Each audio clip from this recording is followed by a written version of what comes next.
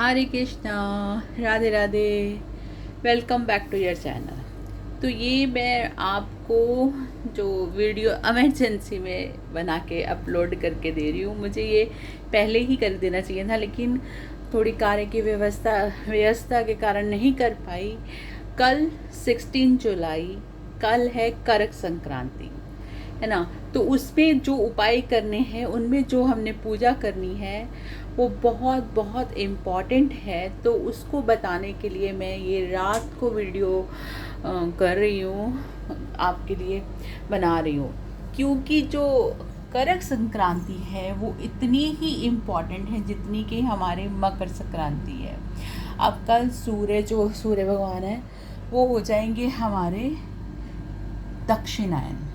दक्षिणायन सूर्य होने का मतलब क्या है कि देवताओं की रात्रि हो गई है ना। और उससे असुर बेला शुरू हो जाती है, असुरों का समय शुरू हो जाता है। जैसे मकर संक्रांति होती है, सूर्य उत्तरायण होते हैं, तो देवताओं का दिन होता है। तो उस दिन उसमें क्या करते हैं हम कि कुछ भी जो भी हम पूजा पाठ या सबसे इम्पॉर्टेंट जो हमारी ज़िंदगी जिसको हम कभी भी इतनी प्रेफरेंस नहीं देती उस बारे में बात करने की, हमारी मृत्यु, है ना। उत्तरायण में हुई मृत्यु से हम सद्गति को प्राप्त होते हैं और दक्षिणायन में हुई मृत्यु से हम अधोगति को प्राप्त होते हैं। उच्च अवस्थाएं हमें नहीं प्राप्त होती। तो आपको करक संक्रांति में मैं वही उपाय बताने वाली हूँ। और ये मैं बात आपको बताने वाली हूँ, ये स्कंद पुराण में लिखी हुई है। पेज नंबर 650 पर आप देख सकते हो। ये मेरे पास पुरानी स्कंद पुराण पड़ी हुई है, उसमें 650 नंबर पेज पे लिखा हुआ है करक संक्रांति में ये बात को। अगर आपके पास नया वाला गीता प्रेस का है स्कंद पुराण तो उसमें 1-2 पेज आगे हो गए होंगे, लेकिन सेम यही लिखा होगा। तो आप उसमें चेक कर सकते हो कि मैं खुद से नहीं बता रही हूँ कुछ भी, आपको वहाँ से पढ़ के बता रही हूँ। तो करक संक्रांति में होता है दक्षिणायन, असुर बेला। इसमें गए हुए से अपने सद्गति नहीं होती। देखो, मृत्यु का किसी का भी नहीं पता, कभी भी हो सकती है किसी का। तो हमें अपना इसके लिए अपने ठाकुर जी को प्रार्थना कर देनी चाहिए। इसके लिए एक स्पेशल होता है कि आपको जामुन की अर्घ से, जामुन देख रहे हो, मैं अभी ढूंढ के ले आई हूँ ये जामुन मार्केट से, खुद भी रात को ही जाके कि मुझे जामुन मिल नहीं रहे थे, पूरी मार्केट में कहीं भी नहीं मिले थे, लेकिन मैं लेके आई कि कल मुझे भी ये उपाय करना है ना।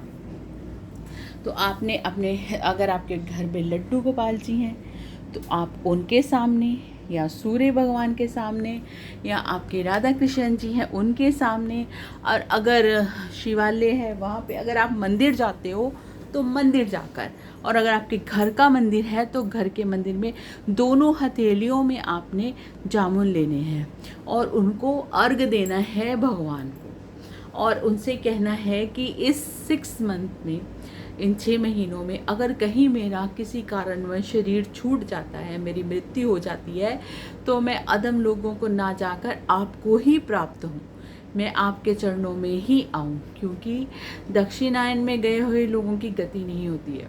और जब हम इस प्रकार अपने ठाकुर जी को जामुन से अर्घ देते हुए ये प्रार्थना करते हैं तो ठाकुर जी हमारी प्रार्थना स्वीकार कर लेते हैं। तो हमें फिर भय नहीं रहेगा कि अगर इस ड्यूरेशन में कुछ हुआ तो क्या हमारी अधोगति होगी। अच्छा, इस बात को पितामह भीष्म जानते थे, है ना। जब कुरुक्षेत्र का युद्ध हो रहा था तब वो शैया पे, बाणों की शैया पे पड़े रहे, लेकिन उन्होंने शरीर नहीं छोड़ा। और कितने दिन, 58 डेज तक उन्होंने अपने शरीर को धारण करके रखा कि शरीर छूटे नहीं, क्योंकि अगर दक्षिणायन में शरीर छूटा तो गति नहीं होगी। जब उत्तरायण आए तब उन्होंने अपना शरीर छोड़ा। तो देखो, इतना बड़ा महात्मा नाम जप करने वाला अगर इस बात का विचार करता है तो हम लोगों को भी करना चाहिए। तो करक संक्रांति में आपने ये कार्य जरूर करना है। अपनी फैमिली में सभी मेंबर से करवाइए।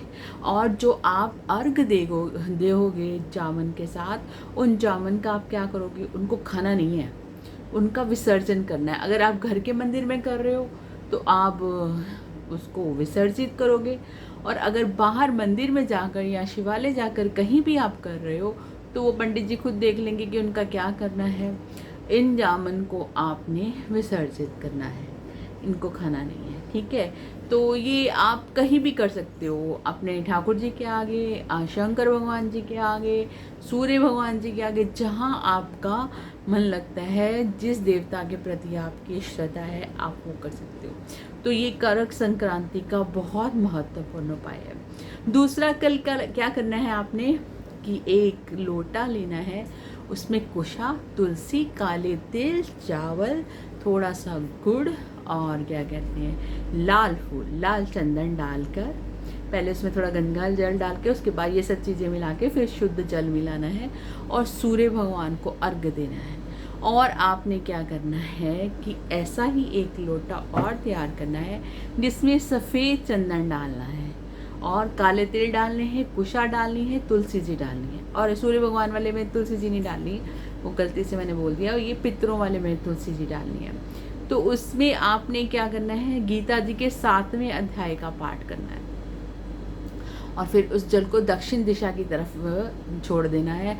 आपको बताया हुआ था ना कि जो ये वाला पोषण होता है, ऐसे करके ये पितृ तीर्थ कहा जाता है, ऐसे करके ये इस भाग से आपने वो जल छोड़ देना है या पीपल में दे देना है। तो ये कार्य आपने संक्रांति में करना है। और दूसरा, जितनी मकर संक्रांति इम्पॉर्टेंट होती है दान के पॉइंट ऑफ व्यू से, उतनी ही करक संक्रांति भी होती है। आप क्या दान दे सकते हो?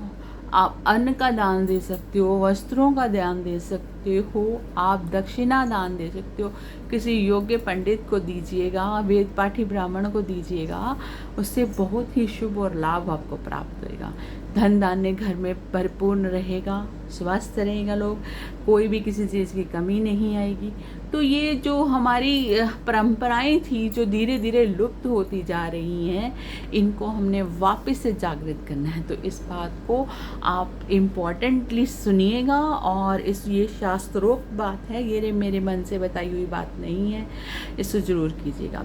दूसरी बात, जो हमारा चातुर्मास का महात्म्य चल रहा था, उसमें क्या हुआ है कि एक अध्याय रह गया है, बस लास्ट अंतिम अध्याय, वो मैंने अपलोड नहीं करा और आप किसी ने कहा भी नहीं क्यों नहीं किया, पर मैं फिर भी कर दूंगी, ठीक है।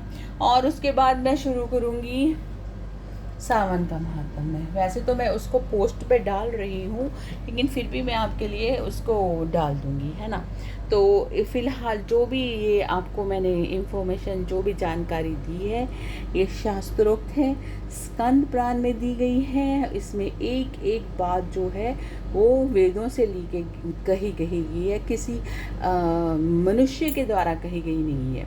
तो आप इसको सीरियसली लेकर ज़रूर कीजिएगा, अपना उद्धार अपने हाथों से कीजिएगा, है ना। और ठाकुर जी की प्राप्ति तो करनी ही है हमें, और नाम जाप तो करना ही है। और कल का जो संक्रांति का पुण्य काल शुरू होगा सूर्य उदय से लेकर शाम को 5:40 तक है ना।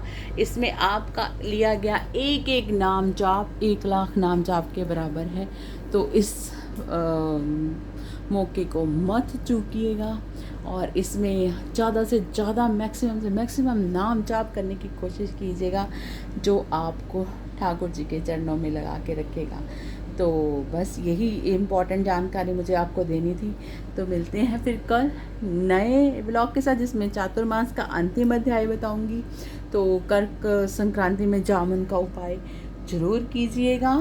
तो मिलते हैं नेक्स्ट व्लॉग में। प्लीज़ लाइक शेयर सब्सक्राइब ज़रूर कीजिएगा। राधे राधे।